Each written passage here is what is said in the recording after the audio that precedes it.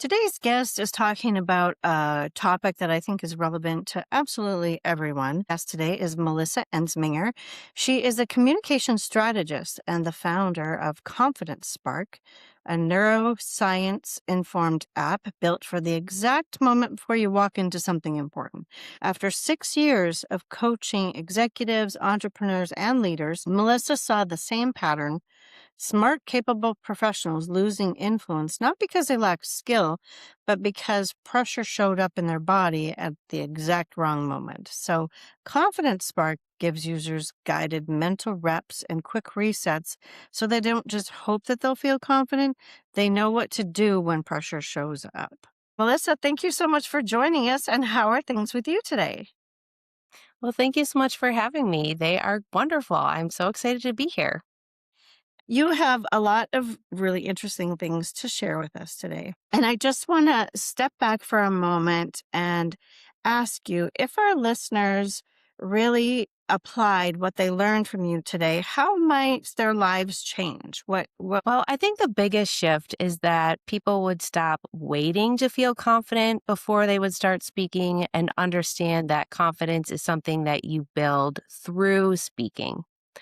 So many people feel that they are sitting in meetings and they're having conversations and opportunities, and they have these thoughts that they just don't share. Not because they don't care, but because they're evaluating themselves in real time. And that internal evaluation is just exhausting.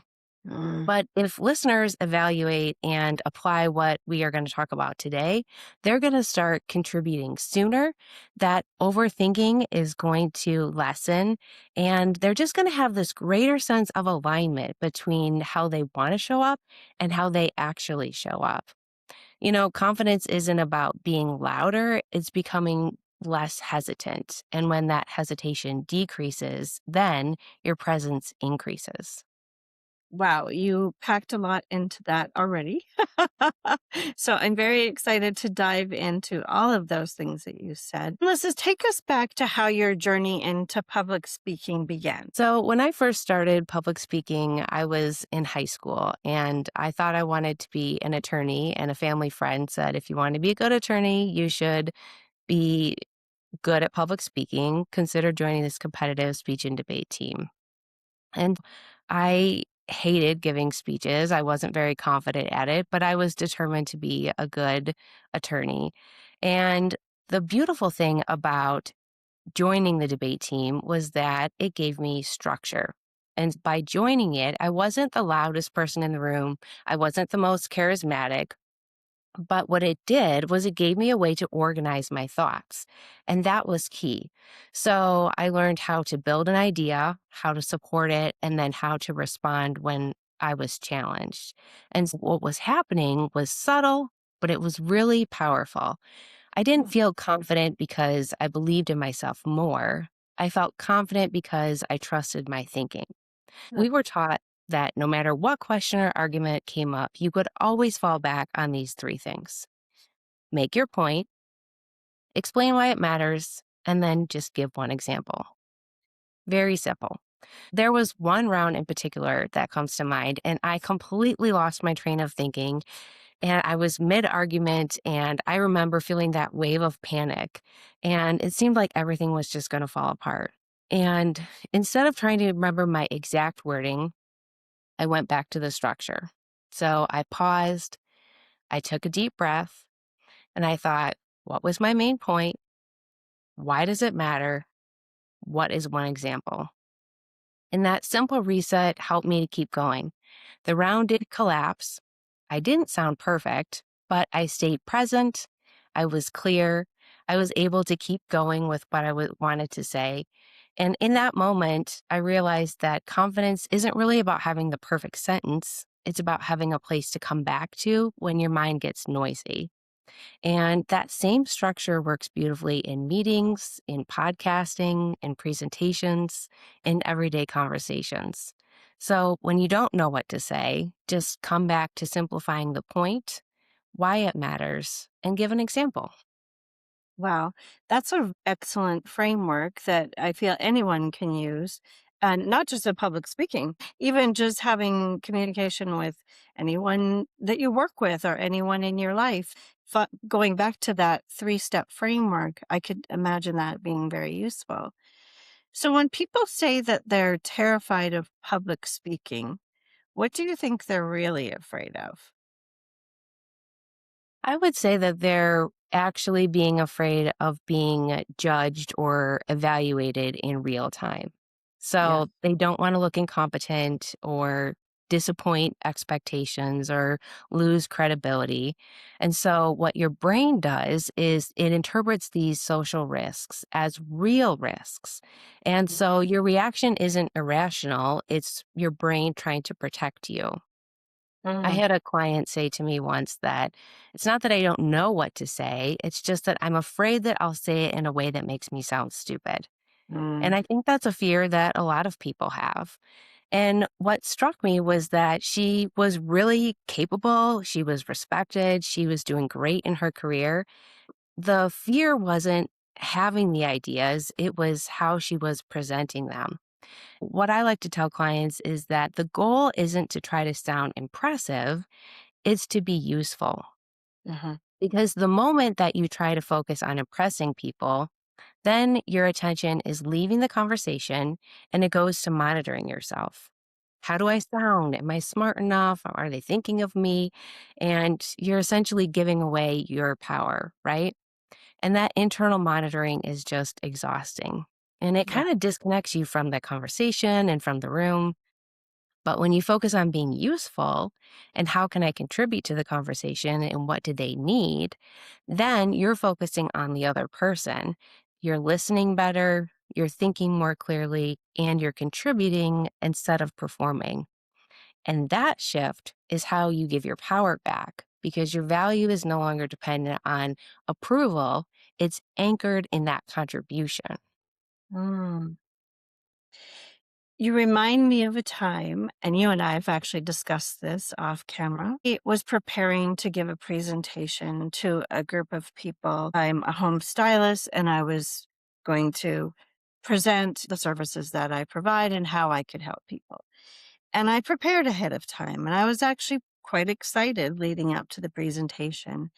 And it got close to my time to go up to the microphone, and I did. I had that panic of, "Oh my gosh, are they gonna think I'm pushy, that I'm trying to get their money, that I'm just being salesy, and that's kinda icky." But if I had have come back to thinking of it from the perspective of how can I serve? How can I help? How can I offer my gifts to help people?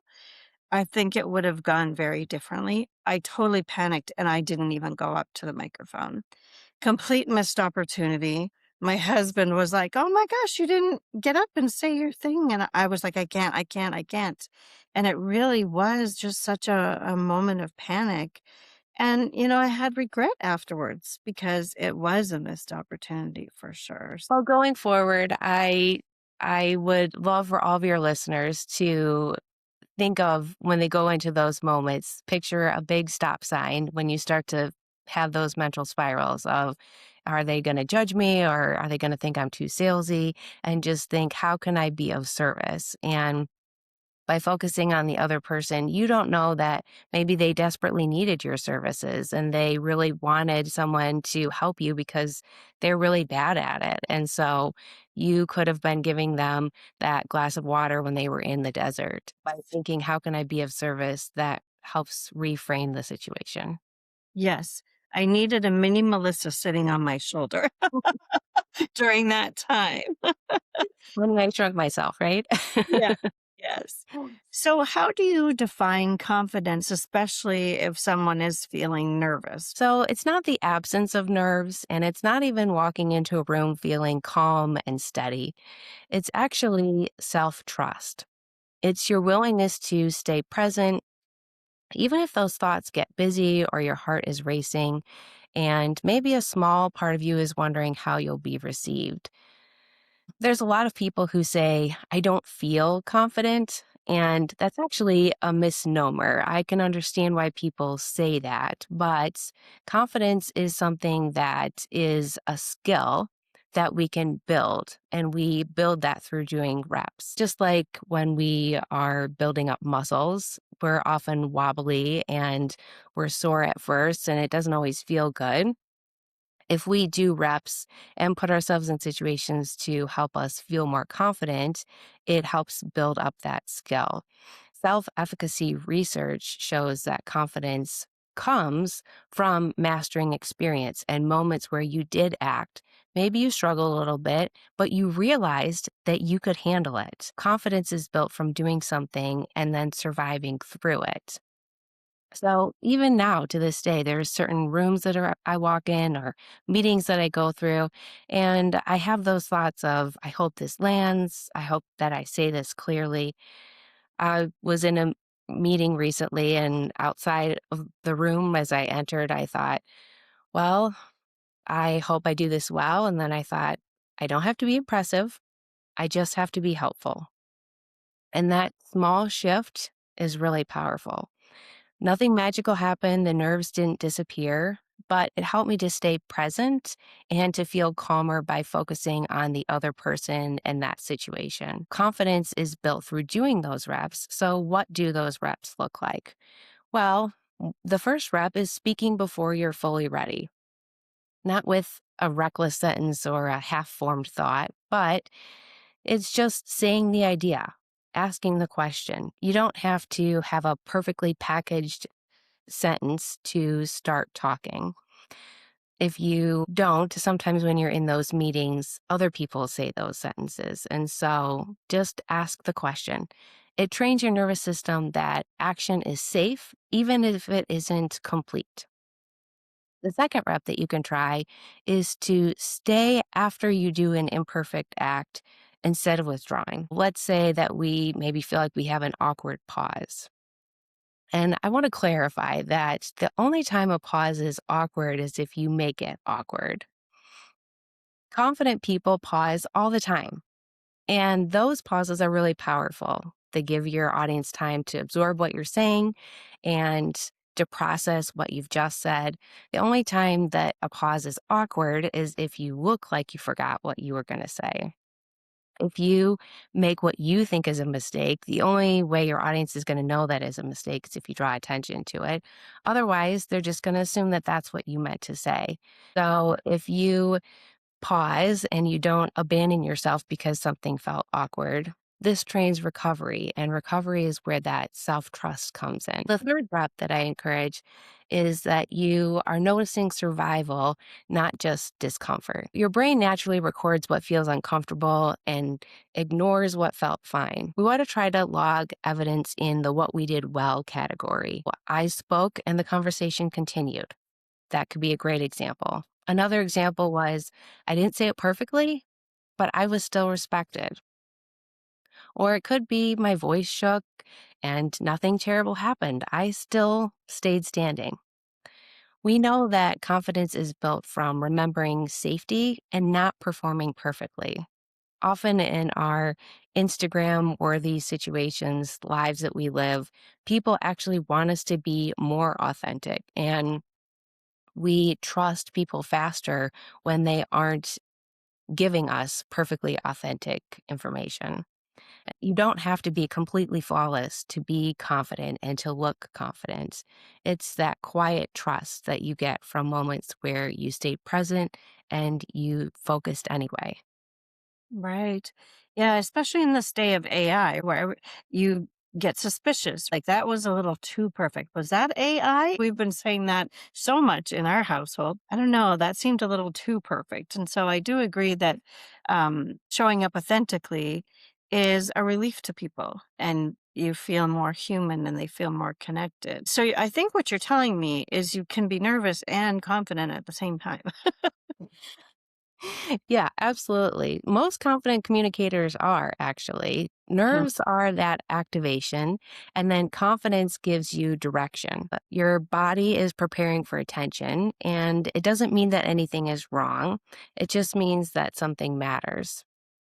The problem is when there's too many nerves, right? And it becomes debilitating. Having a structure to follow and having some deep breathing and knowing how to control those nerves, all of those things are important. We know that stress research shows that we don't respond to events themselves, we interpret what's at stake. And so that shift happens when people stop interpreting nerves as danger and they start interpreting them as readiness. So, our goal isn't to eliminate nerves, it's to learn how to move forward while still being present with them. People understand that it's important to fix the the pressure and to learn how to move through that pressure and to focus on calming down and being able to stay focused in the conversation or the meeting or wherever they have to present. You show up and it's getting close to time and you've prepared and you are ready to go back to your what is my main point? Why does it matter? And how do I deliver it? But your nerves are really high. What is one thing that someone who's about to speak and is really feeling those nerves at the gut level, what is something that they could do to maybe help calm that a little? Well, one of the fastest ways that you can help calm those nerves is to move from self evaluation to service. Instead of thinking, how do I sound or how do I look or I hope this lands or this person is giving me the stink eye. Instead, we want to think, what does this room need from me? And that shift immediately reduces the pressure because instead of focusing on yourself, you're focusing on others. I'm going to let your audience in on a secret because I like them. Well, a technique that I like to tell clients is right before you go on stage, do a breathing exercise. And when I first tell some clients about it, they're kind of like, well, I've been breathing my whole life, otherwise I wouldn't be here. But this breathing technique is one that the army uses, surgeons use, and it's really powerful as it calms your parasympathetic nervous system. Our nervous system is like a light switch, it's either on or off. And so, this is going to calm our parasympathetic nervous system, helping us feel calmer. And when we feel calmer, we're going to do a better job having that difficult conversation or giving a podcast or whatever that might be. So, you inhale for the count of 4, you hold it for the count of 2, and you exhale for the count of 6. And you do that at least 4 times. And the trick is the exhale has to be longer than the inhale. That's the key that makes it calming for your parasympathetic nervous system. And the beautiful thing is, if you're at some event and you're waiting to get called up or something like that, it's invisible because it's breathing. Nobody knows that you're doing it, and you can help yourself feel calmer before you go on stage. I was at a workshop and I was teaching this to a group of people. And one lady was about to get up and share. And she was like, I just tried your breathing technique. And oh my goodness, it totally worked. And you're like, yay! Of course it did. Yeah, it was very funny. That's great. And I have heard various slightly different about holding it for 7 and out for 8, but I have tried it myself when I'm feeling a little bit on the anxious side. I don't know how it can't help, honestly, because if nothing else, it's forcing you to pay attention and do the counting, right? Your mind can't go all the other directions because you're focusing in on the counting and in on yourself and really letting that breath kind of help wash out some of the nerves for sure. Yeah, I like that. What role does preparation play in confidence? Is it that you need to memorize all of your speech ahead of time? What is the preparation process? Tell us a little bit about that. Well, I encourage clients to not memorize things word for word, but to have more organized thinking. Memorization can actually increase anxiety because if you lose your place, then sometimes your brain doesn't know how to get back on track to where you were. But if Right. you remember the structure, then you just know, okay, here's where I was at in the structure. And then you're able to return, and your wording sounds more conversational and and you're able to stay more present in whatever you're presenting. You're able to have more flexibility. I Mhm. had a client who initially came to me and she liked to memorize things word for word and was coming up in a big board meeting. And the problem was that she would get nervous and then would blank out and lose her place and have the oh no face. And then everybody knew that she had forgotten where she was and couldn't get back on track. And so, what we did when we worked together was we decided that we would try a different approach and put some bullet points in, and she would be able to use her own thoughts and ideas. And there was a structure in place and some keywords and ideas that she was going to be able to put in her own sentences as she was speaking. And so, ideally, the structure we used was the point, what was the why, and then give an example.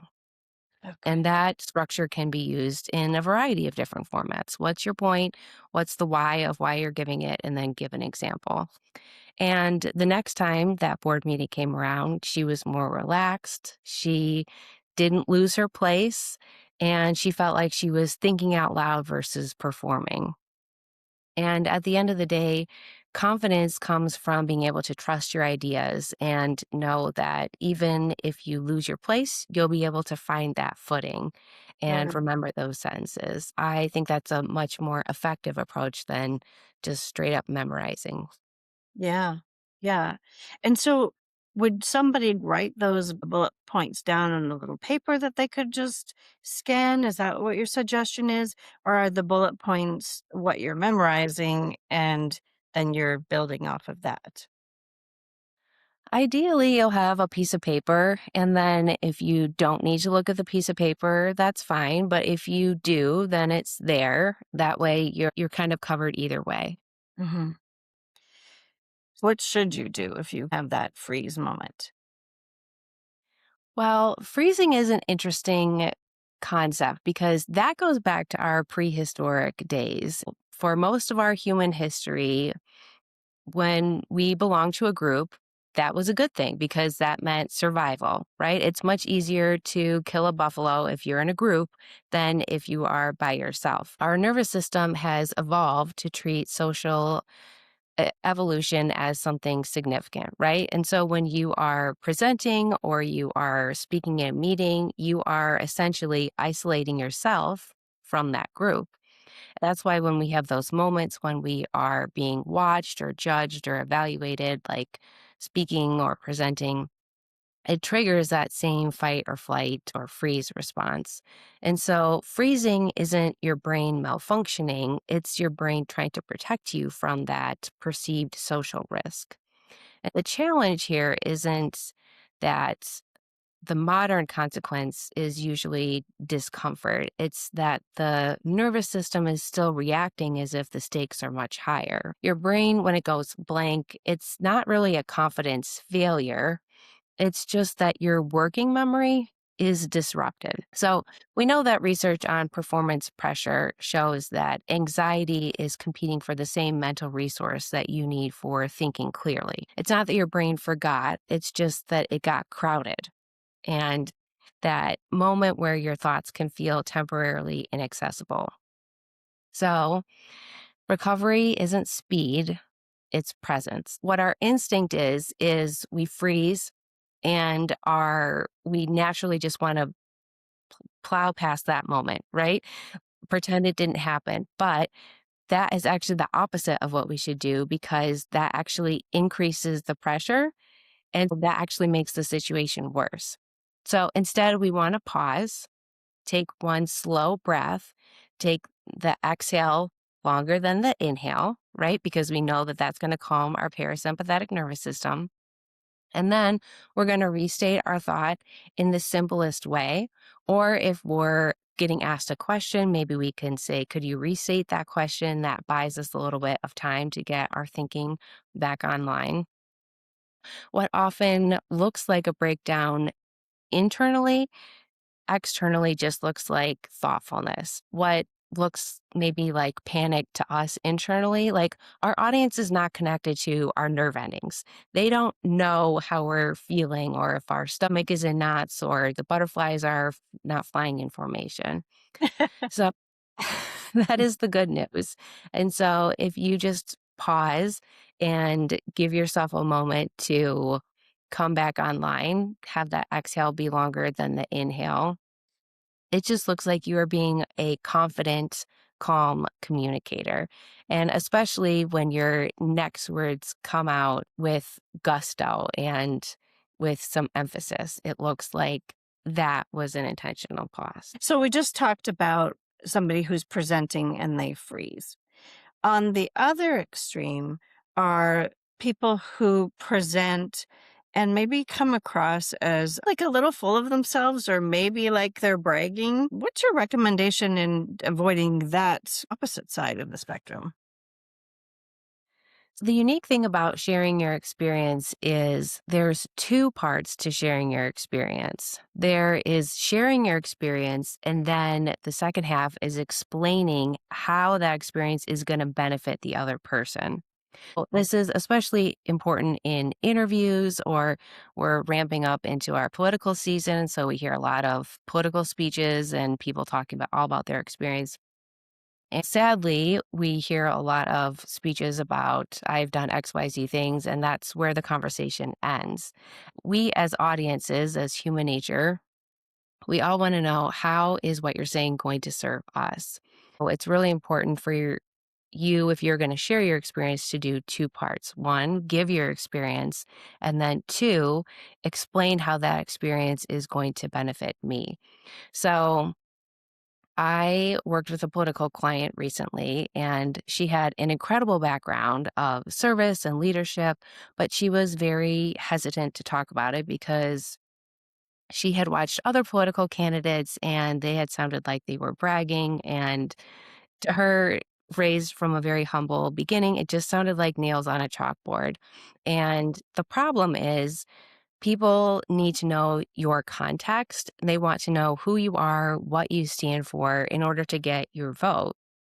It's really important to give your experience, but it's also important to understand then how you're going to use that to shape policy and how you're going to use that to better their life as voters.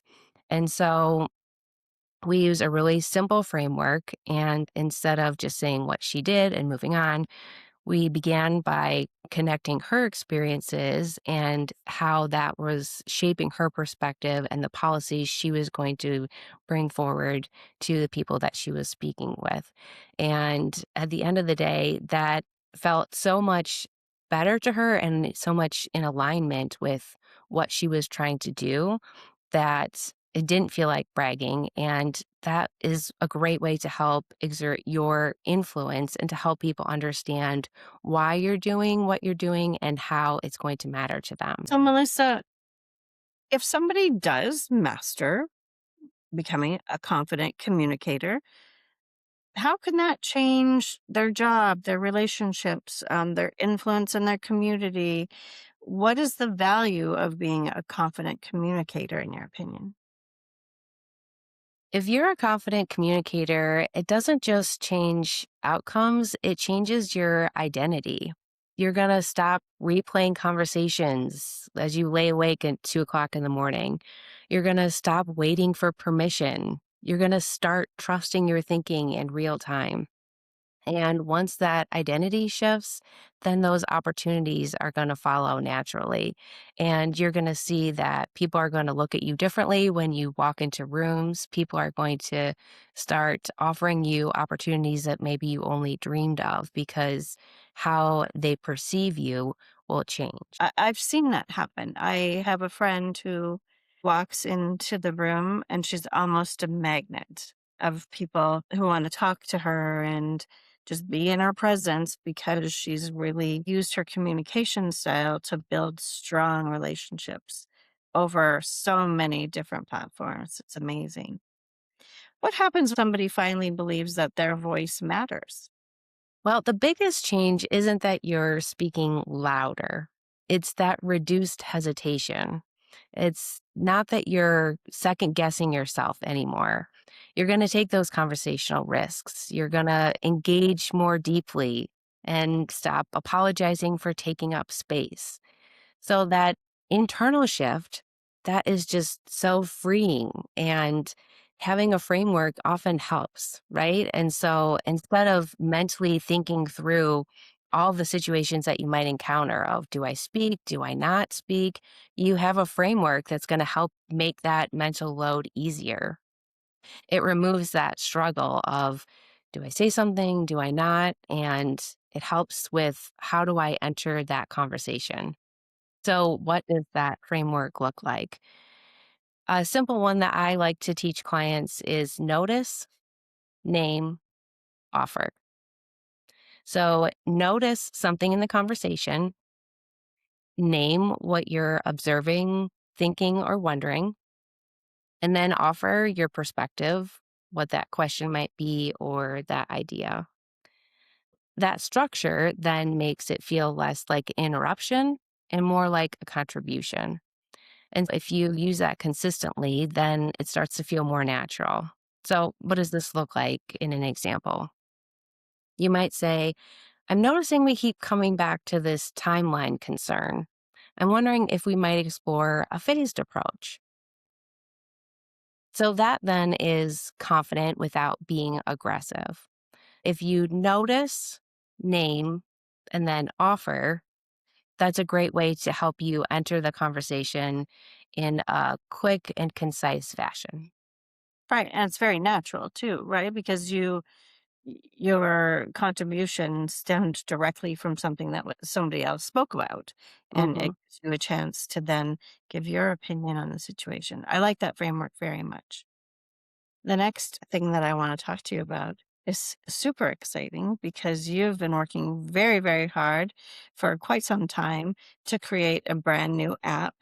The app is called Confidence Spark. And tell us, Melissa, what inspired you to create this new app called Confidence Spark?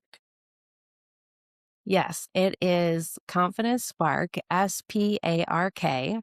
And I originally created it as I work with clients who sometimes don't feel confident about whatever we're working together on, whether that is creating a speech or entering the political arena or whatever that might be. And so we'll work together on that high stakes event or that next big event for right before whatever they have coming up. I like to send them a little text of encouragement. And one day before I sent one of those texts, I thought, well, I can't text the whole world. And then I thought, but what if I could? And so this app is my answer to that. Like we talked about earlier, people think that confidence is a feeling, but it actually is a rep, something that you can practice and something that can help you feel more confident if, like an exercise, do it more often. And so I would hear from clients, I wish I had this before my big moment. I've designed it to be kind of like a game time locker room coach before the big day. There's a series of situations like presentation or an interview or just a general confidence category where you can go in and it's science backed and it helps you with a mental reset. There's things you can do with your body and breathing and helps you stop the mental spiral and mentally warm up like Peloton for your mind. It's amazing. Melissa has kindly allowed me to enter into the beta group. You have to check it out. It's so great. It's for everyone. Honestly, it can be used for everyone. Not just because you're going in to do a speech necessarily. It could be used, as you mentioned, for so many areas of our lives where we just feel like we need that little mini reset to tune back into ourselves instead of letting the noise and maybe the pressure of the moment consume us. I am so excited for people to check it out. So, can you tell us a little bit about how the app helps us to build our confidence in some small, kind of progressive ways. We know that research shows that we aren't actually having a confidence problem. It's actually a nervous system problem that we need to reset. Your brain isn't asking, am I prepared? It's asking, am I safe enough to be seen right now? When that visibility increases, whether you're in a meeting or a presentation or even having a conversation where you really care about what that outcome is, that activation naturally rises. That presence of nerves then doesn't mean that confidence is missing. It means that that moment is meaningful. There's micro evidence that we have short practices contained in the app with emotional regulation and help us with identity reinforcement and help us feel that repeated courage because we know that confidence compounds through small experiences of speaking. And if we can have that mental reset and mental reframe and stop the mental spiral that happens when we sometimes embark on things that we care deeply about that can help us reset and reframe. And so at the end of the day, it's kind of like having a confidence coach in your pocket that is on demand and you can access it anytime, day or night. I said earlier in the interview that I needed a mini Melissa on my shoulder, and you have actually created that. So exciting.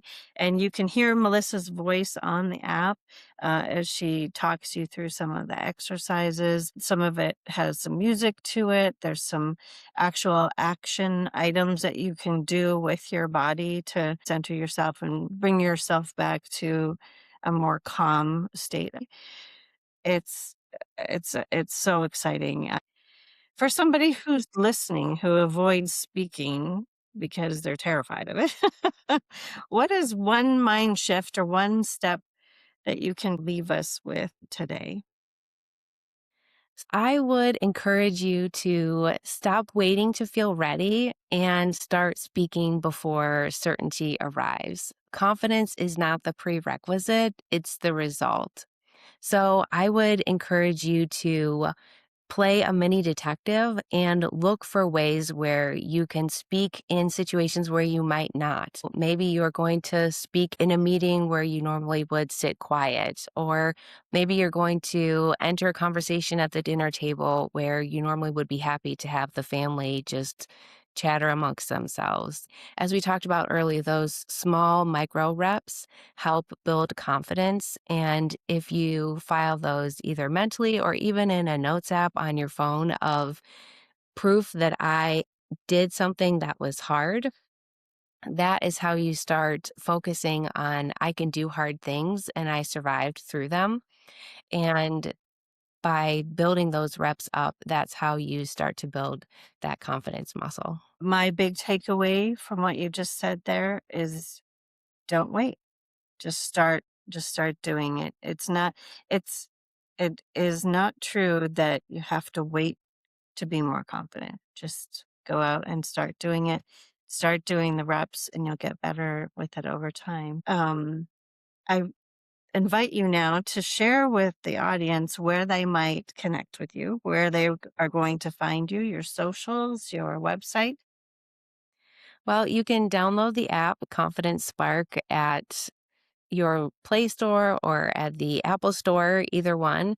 You can find more information about it at confidencespark.com.